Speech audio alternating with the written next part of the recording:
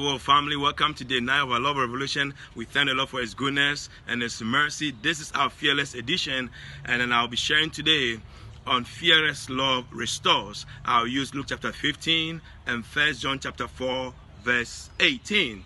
Luke chapter 15 talks about the prodigal son. We call him the prodigal son because he wasted his father's resources.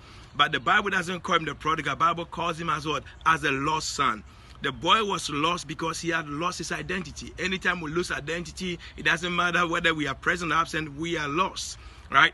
And then he lost mind about who his father is, right? So that's how come he wasted his resources. Anytime we believers come into that same position, we become prodigal. And I'm praying that we're going to rise up where we are to become productive children in the name of Jesus. Now, what did this guy do that we call him prodigal?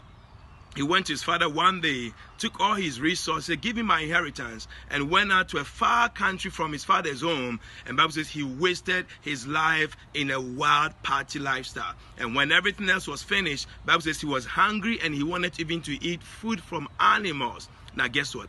One day as he was sitting down, Bible says he came into himself, or he came into awareness. So wait a second, what am I doing here? And that's the same question I want somebody to ask yourself. What are you doing, child of God, in a pig hole? What are you doing, child of God, in a place less than what God has called you to be? What are you doing, child of God, settling for less than what God has called you to do?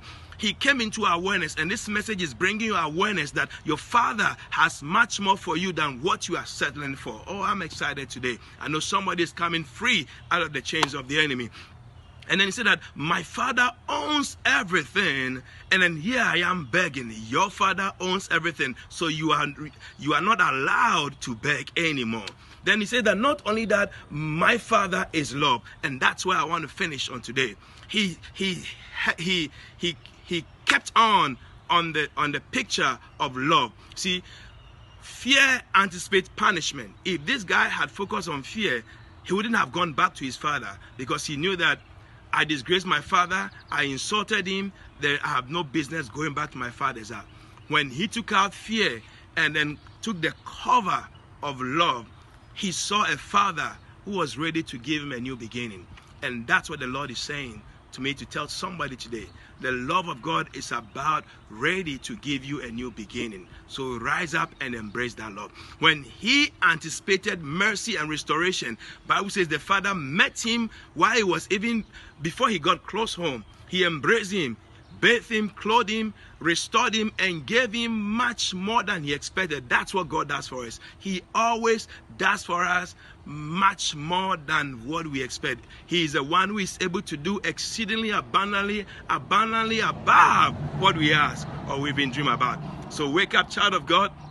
It's time for you to go to your Father's house. Anticipate love, not fear and punishment, and be amazed what will happen for you. The project God has given to you will succeed. It will not fail. So rise up and do it. That assignment, that child of yours, that marriage, it will not break. God will sustain you. So rise up and take the positive actions and watch what God will do for you. Father, I thank you that grace has been released to bring a new beginning for your children. What's your action plan? It's so simple. Keep your eyes on the love of the Father and watch how your Father will bring restoration to you. God bless you as usual. Share this with somebody else and have a wonderful day. Bye-bye.